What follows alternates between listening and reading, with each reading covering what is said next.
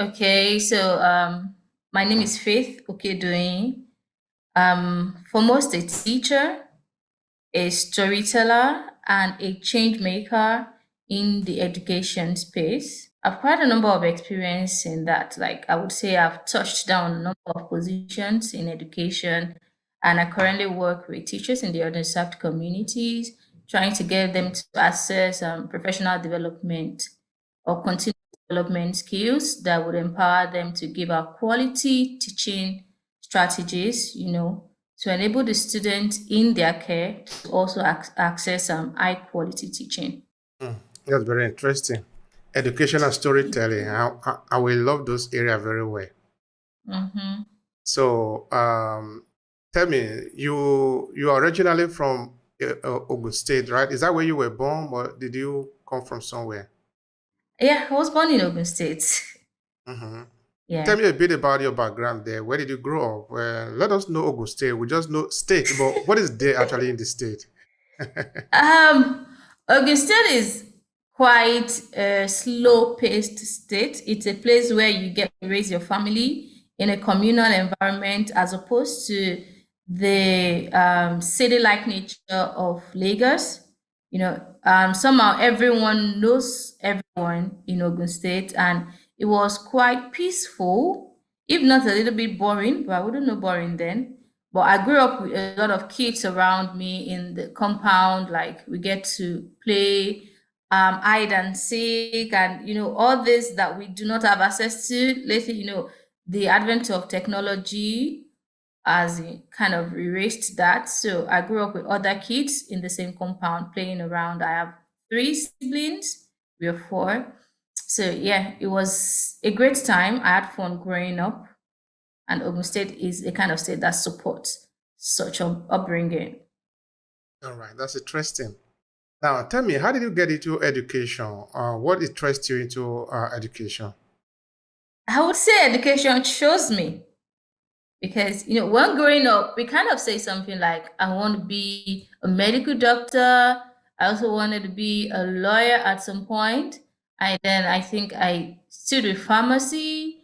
But then, when I look back at my story, like when I trace my story, I would say that I've been involved in education one way or the other, right? So when I decided to stay in the field of education, it was just as if I saw a whole new light.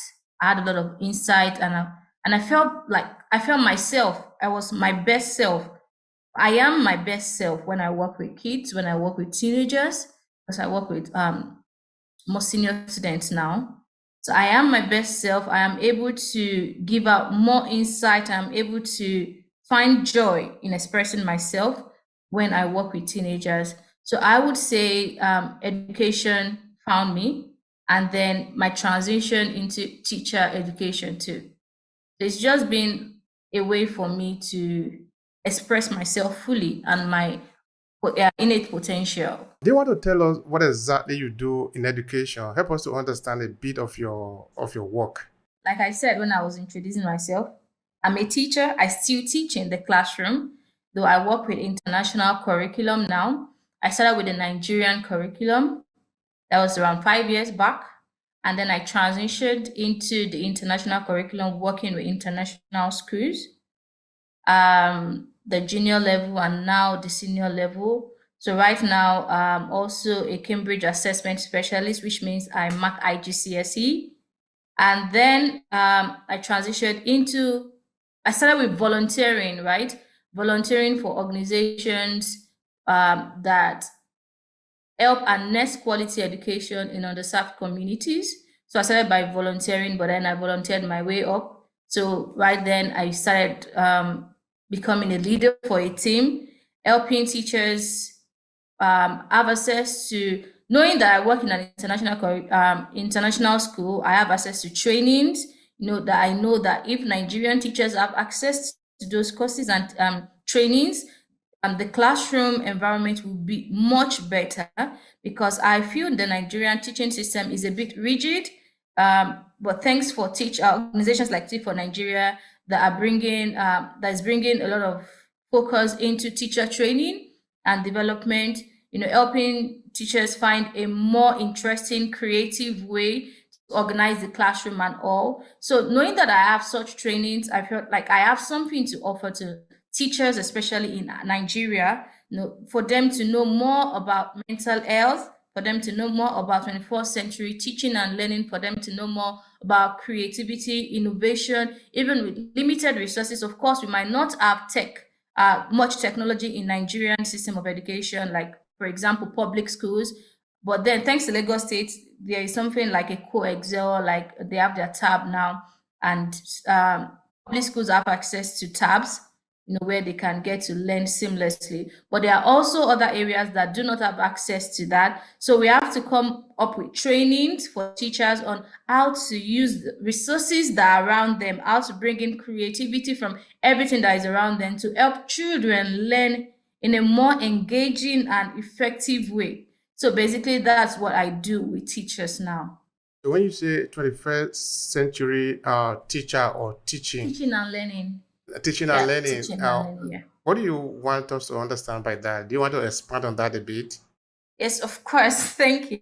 Yeah, we know we are in the 21st century right now. And the reality now, thanks to COVID also, is not what was attainable before.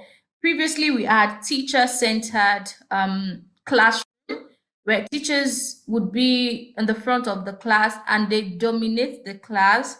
Teachers control 95% of what happened in the classroom. But now we have student-centered teaching where the students should be in control of their learning. They should be engaged. They should take ownership of their own learning experience. They should create what they want to learn because at the end of the day, that is what stays with them. So 21st century teaching is saying that there are core skills, critical skills that students need to learn, and that would be creativity, problem solving, communication, innovation. I think there are like 5 to 6 skills under 21st century teaching and learning, and these are the skills that would be useful for in their daily lives. Every day we solve problem, we should be able to create something, and all these skills put together helps to create a more functional classroom, a classroom environment where students can relate what is going on in the environment, what is going on in the classroom to their environment, immediate environment. I should be able to apply what I am learning in the classroom to what is going on around me, finding solutions to problem, and also creating, just being one with the environment, yeah, and being a more functional member of the society. I want you to help us understand the Nigeria educational system. Uh, what do you want people to know? How does it function? What is actually happening there? I want you to give us a picture. Okay, this might be very big, very holistic, but I want you to give us It's a quite picture. broad. Yeah. Let us help us understand what is happening within the Nigeria educational system. Well, the Nigerian education system, I would say, is quite broad. I cannot speak from a place of authority on that because there are different curriculums now in the system. But if I would talk about the traditional Nigerian education system, which leads to the WAEC. We have the international curriculum with IGCSE. We also have some schools running early for the elementary schools. We have some schools running EYSF curriculum. That's early childhood curriculum, Montessori system of learning, and everything. So it's quite diverse, and I wouldn't be able to speak on from the place of authority on all the curriculums, but I would say that what we have now is quite different from what it used to be, and that is in a positive way.